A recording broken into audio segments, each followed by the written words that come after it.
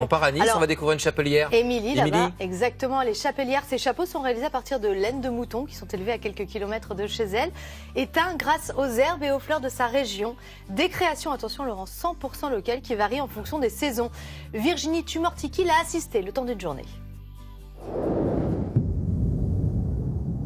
Tiens, on fait du rouge, on change. Je sais pas s'il va t'aller, on va essayer ça. Je te fais essayer cette couleur-là. Ouais, c'est très tendance cet hiver, couleur chaude. Émilie donne une seconde jeunesse à un métier très ancien.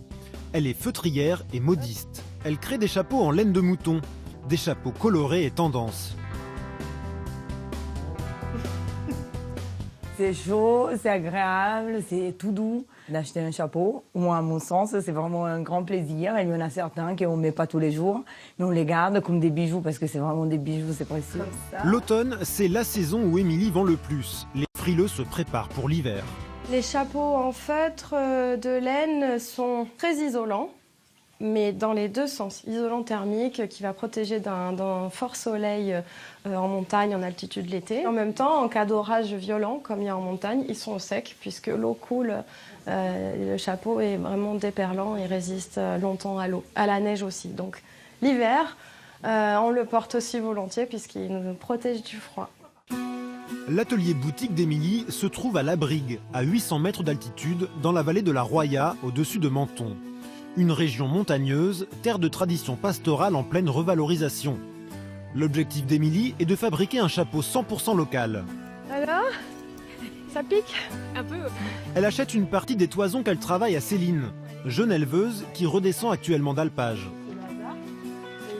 En fait, la toison est constituée surtout de poils, de ce long poil, presque 20 cm là, et un tout petit peu de laine à la base. Céline fait partie d'une association d'éleveurs de brebis brigasques qui revalorise cette espèce locale qui était en voie de disparition. On a fait de sa faiblesse sa force en fait.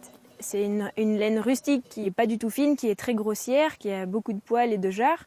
Du coup, qui ne va pas pour faire des pulls et des choses fines, mais par contre, on a utilisé sa rigidité pour faire les chapeaux et sa rusticité pour les tapis.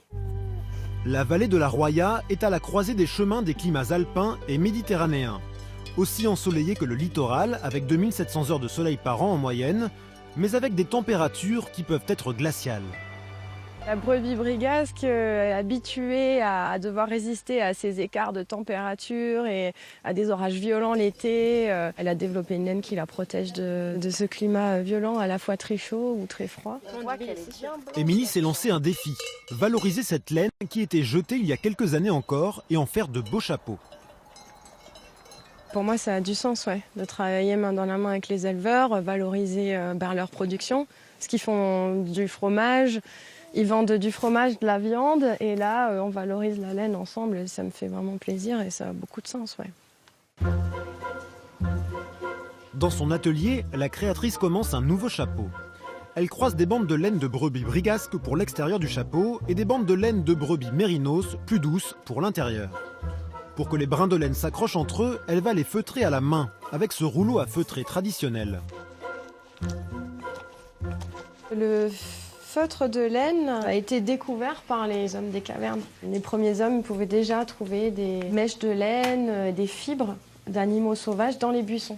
Et le bon sens voudrait qu'ils aient récupéré ces fibres pour les mettre déjà au sol, là où ils dormaient. Ils ont dû sentir déjà que ça tenait chaud.